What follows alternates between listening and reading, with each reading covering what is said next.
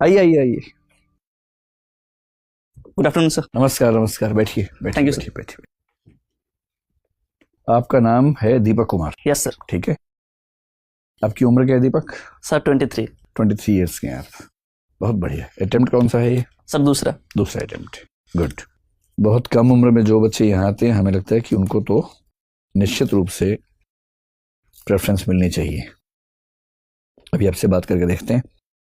10 राज्यों में पूरे देश को बांटना है। आपके अनुसार ये 10 राज्य अब क्या होंगे? अभी हम जानते हैं कि पहले भाषा के आधार पर बनाए गए, फिर संस्कृति के आधार पर बनाए गए, अलग अलग विकास के आधार पर बनाए गए। अब इतने ज़्यादा हो गए हैं, उसकी कोई औचित्य नहीं है क्योंकि कम्युनिकेशन बढ़ गया है। अब उतने दूर दूर की परेशानी नहीं है। 10 राज्यों में बनाना है। बताइए ये राज्य क्या होंगे? सर वर्तमान समय को देखते हुए तो राज्य का एक जो संकुचन है वो किया नहीं जाना चाहिए, अगर लेकिन फिर भी मुझे मौका मिलता है, अगर मुझे ऐसी शक्तियाँ मिलती हैं कि मुझे एक सभी पूरा राज्य, नक्शा दोबारा से रीड्रॉ करना है। बताइए क्या कर रहे हैं? तो सर मैं भौगोलिक आधार पर राज्यों का विभाजन कर सकता हूँ सर। Very good. जो मध्य भारत, जो उत्तर के गंगा के मैदानी भाग हैं, उनको एक राज्य में कर दिया। एक हो गया गैंजेटिक प्लेन्स। Yes sir. ठीक है। और दूसरा सर जो डेक्कन्स के इलाके हैं, जो प्लेट्यू इलाका है, उससे एक स्टेट में कर सकते हैं सर। थर्ड सर पठारी राज्य हो गया। हाँ सर। थर्ड सर जो हिमालयी राज्य हैं उन्हें एक तरफ कर दिया जा सकता है, और जो नॉर्थ ईस्ट के राज्य हैं, जो छोटी पहाड़ियां हैं, उन्हें सर एक राज्य में पिरो दिया जा सकता है। ठीक है। और सर उसी के अंतर्गत जो राज्य का विभाजन है, जो विभिन्न संस्कृतियों के एक छिटपुट तरीके से हम कर सकते हैं, ताकि राज्यों की संख्या बढ़ाने से जो केंद्रीकरण है वो हावी न हो, एक विकेंद्रीकृत स्वरूप सामने आ सके सर। चलिए कोई बात नहीं। रावण के कुछ नैतिक मूल्यों के बारे में बताएंगे जिसको जीवन में अपनाना चाहिए? सर रावण ने भले ही एक स्त्री का हरण किया, लेकिन बिना उसकी अनुमति के उसे छुआ तक नहीं। ये उसका नैतिक मूल्य का सबसे बड़ा उदाहरण है सर। उसके अपहरण कर लो, छुओ मत। नहीं, अगर उसका वश चलता तो वो अपहरण करके कुछ बलपूर्वक कार्य भी कर सकता था, लेकिन उसने अपने संयम को दिखाया। तो इतना ही नैतिक था तो उसको पूछ कर ही ले जाना चाहिए था कि चलना चाहती हो कि नहीं? जी सर, जरूर ऐसा करना चाहिए था। कुछ और? दूसरा सर जो एक उसे ज्ञानी माना जाता है, एक वो भी सर कहा जा सकता है सर। अच्छा। इस तरह में ठीक है। ये गोंड भाषा जो होती है ये किस परिवार की है? मतलब ह्यूमनाइड के बारे में सर, शायद ऑस्ट्रोलाइड है सर। ऑस्ट्रोलाइड है, द्रविडियन है, आर्यन है, किस परिवार की भाषा है? कैसा लगा आपको इंटरव्यू देके? सर एवरेज रहा सर। एवरेज रहा? यस। अब जैसे एवरेज रहा, ये खुशी की बात तो है नहीं, दुख की बात है, लेकिन आप इस पर मुस्कुरा रहे हैं। क्यों मुस्कुरा रहे हैं इस पर आप? सर अच्छा लग रहा है सर इस इंटरव्यू देखे, बट रिजल्ट शायद एवरेज रहा। आपको क्या किसी ने सलाह दी है कि मुस्कुराना है बहुत ज्यादा इंटरव्यू में? नहीं सर, ये प्रकृति है सर मेरी। थोड़ा सा नियंत्रण कीजिए। देखो आपकी एंट्री बहुत अच्छी है, आपकी ड्रेस बहुत ही शानदार है, बहुत सुंदर आप दिख रहे हैं, कहीं कोई समस्या नहीं है। हो सके तो सॉक्स चेंज कर लीजिएगा, ब्लैक पहन लीजिएगा। देखो दीपक, आप ना जिन प्रश्नों के उत्तर आपको आते हैं, फैक्चुअल वाले प्रश्न, उसमें तो आप बहुत बढ़िया जवाब दे रहे हैं। जहां नहीं आते हैं वहां आप सॉरी बोल रहे हैं। सॉरी आपका मुझे ऐसा लग रहा है कि ठीक है, बस थोड़ा सा गति कम कर दीजिए। प्रश्न सुनते खटाक से सॉरी बोलते हैं, लगता है कि आप सॉरी ही तैयार करके आए थे कि बोल के दिखा दूंगा सॉरी, ऐसा ना लगे। बस है ना, थोड़ा सा गैप लेके ये लगे कि आप कोशिश कर रहे हैं याद करने की, फिर सॉरी बोल रहे हैं। ठीक, अदरवाइज सॉरी आपका ठीक है। तीसरा है कि आप जो कहते हैं कि मैं अनुमान लगा सकता हूँ, वो मुझे अच्छा लगा कि मैं जहाँ नहीं आता आप कह रहे कि सर मैं अनुमान लगा सकता हूँ, तो आप अच्छा लगा रहे हैं। बेशक अनुमान गलत हो जाए, जब कह दिए कि अनुमान है, गलत हो गया तो कोई दिक्कत है ही नहीं, आप अच्छे तरीके से कर रहे हैं। अच्छा, एक अच्छी बात ये भी है कि एक इमेजिनेटिव सवाल सर ने पूछा, कुकिंग, मान लीजिए अगर आपका जीवन ऐसा है तो आप क्या हैं, मसाला क्या है, वो आपने बड़ा अच्छा जवाब दिया, जिसका मतलब है कि सोचने की क्षमता आपकी अच्छी है। क्या आपको इस क्वेश्चन का पहले से आइडिया था? नहीं सर, तुरंत बनाया सर। ठीक है, तो अच्छा बनाया।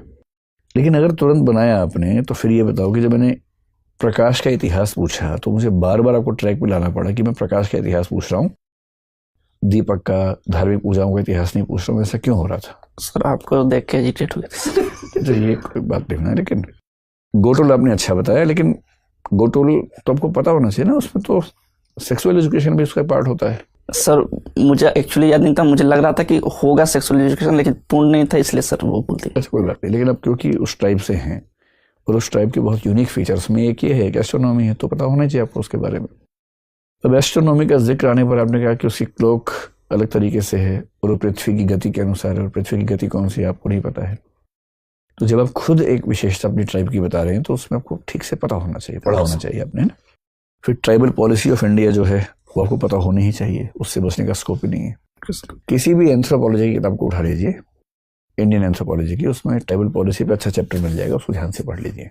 फिर भोजपुरी फोक म्यूजिक वाले प्रश्न में टालो मत, बात को एक्सेप्ट करो कि हाँ सर, इन सभी राज्यों में जैसे समाज का सोचने का तरीका है वैसे उससे गीत में आता है, क्योंकि लोकगीत तो आमतौर पर मनोरंजन के लिए बनते हैं। ये तो एग्जाम्पल देकर समझाइए कि जैसे इसमें रंगभेद दिखता है। जैसे मैं हरियाणा से हूँ, वहाँ का सबसे प्रसिद्ध गीत है जीजा तू काला में गोरी घनी, रंगभेद का गीत है। इसमें क्या परेशानी है?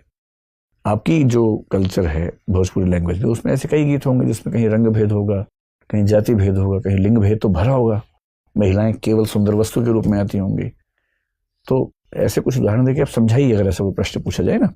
जो सबसे बड़ी चिंता की बात है कि अंत में मैंने आपसे पूछा जोक सुनाओ, और आपने जो सुनाया है उसमें आपने एक शब्द का इस्तेमाल किया, एक आप समझ रहे हैं कि आईएएस के इंटरव्यू के बोर्ड में इन शब्दों का प्रयोग ऐसा क्या मतलब होगा? सर मैं तैयार ही नहीं था, मुझे समझ नहीं आया कि मैं क्या बोल रहा हूँ। ये प्रश्न इसीलिए होता है कि आप तैयार नहीं है। अगर ये भी सिलेबस में लिख के देंगे कि जोक याद करके आओ, तो फिर क्या पूछने को रह जाएगा? ये जो इंस्टेंट रिएक्शंस होती हैं उससे पता लगता है कि दरअसल उस व्यक्ति का सोचने का तरीका क्या है। तो इससे अच्छा था बोलते सर मैं भी याद ही कर पा रहा हूँ। ये तो मैंने बीच में रोक दिया, वरना आप अभी 2-3 और मुहावरे बीच में लेके आते है ना। मुझे ही लगा कि मैं गरिमा का ध्यान रखूं पूरे बोर्ड की। तो भाई ऐसे शब्दों का इस्तेमाल मतलब करना तो बाहर भी नहीं चाहिए, लेकिन बोर्ड में तो नहीं करना है। ठीक है।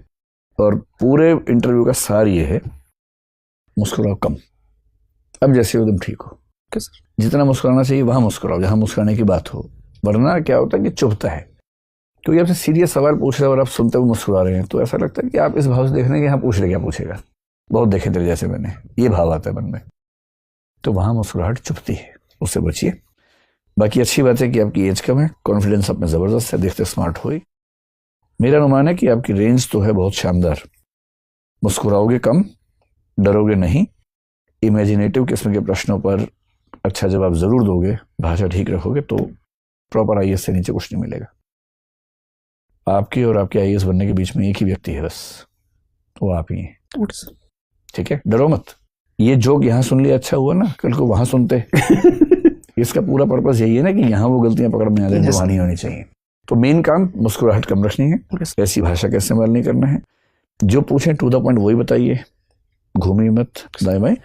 और नॉलेज आपकी ठीक है, बस ट्राइबल एस्पेक्ट में थोड़ा सा पढ़ लीजिए, बाकी सब ठीक है एकदम। ठीक है, all the best. Thank you sir. IAS बन के लौटना। Okay sir.